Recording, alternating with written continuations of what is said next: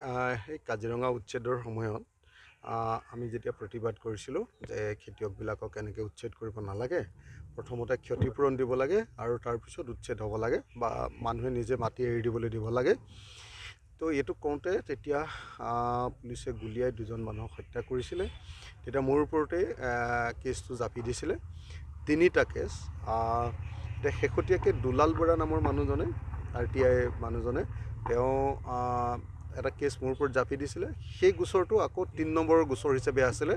সেইটো নগাঁও কোৰ্টৰ পৰা, ছেশ্যন কোৰ্টৰ পৰা এই কোৰ্টলৈ পঠিয়াই দিছিলে আৰু সেই পঠিয়াই দিয়াৰ কাৰণে আজি মই আকৌ বেল ল'বলগীয়া পৰিস্থিতি হ'ল।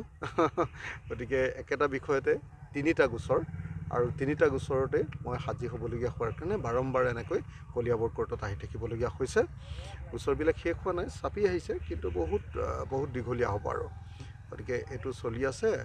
একেটা বিষয়ৰ ওপৰতে 3টা গোচৰ দি দিয়াৰ কাৰণে, যদিও ভাৰতৰ সংবিধান অনুসৰি এটা বিষয়ৰ ওপৰত কেতিয়াও 2টা গোচৰ হ'ব নোৱাৰে বা 3টা গোচৰ হ'ব নোৱাৰে, এটাই গোচৰ হ'ব পাৰে।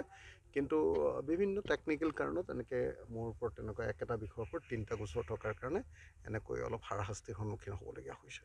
সেই কাজিৰঙা উচ্ছেদৰ সময়ত আমি যেতিয়া প্ৰতিবাদ কৰিছিলোঁ যে খেতিয়কবিলাকক এনেকৈ উচ্ছেদ কৰিব নালাগে, প্ৰথমতে ক্ষতিপূৰণ দিব লাগে আৰু তাৰপিছত উচ্ছেদ হ'ব লাগে বা মানুহে নিজে মাটি এৰি দিবলৈ দিব লাগে। তো এইটো কওঁতে তেতিয়া পুলিচে গুলীয়াই দুজন মানুহক হত্যা কৰিছিলে। তেতিয়া মোৰ ওপৰতে কেছটো জাপি দিছিলে, 3টা কেছ। এতিয়া শেহতীয়াকৈ দুলাল বৰা নামৰ মানুহজনে, RTI মানুহজনে, তেওঁ এটা কেছ মোৰ ওপৰত জাপি দিছিলে। সেই গোচৰটো আকৌ 3 নম্বৰৰ গোচৰ হিচাপে আছিলে। সেইটো নগাঁও কোৰ্টৰ পৰা, ছেশ্যন কোৰ্টৰ পৰা এই কোৰ্টলৈ পঠিয়াই দিছিলে আৰু সেই পঠিয়াই দিয়াৰ কাৰণে আজি মই আকৌ বেল ল'বলগীয়া পৰিস্থিতি হ'ল।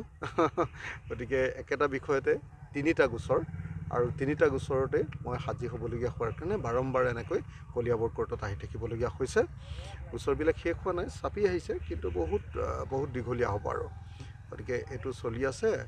একেটা বিষয়ৰ ওপৰতে 3টা গোচৰ দি দিয়াৰ কাৰণে, যদিও ভাৰতৰ সংবিধান অনুসৰি এটা বিষয়ৰ ওপৰত কেতিয়াও 2টা গোচৰ হ'ব নোৱাৰে বা 3টা গোচৰ হ'ব নোৱাৰে, এটাই গোচৰ হ'ব পাৰে।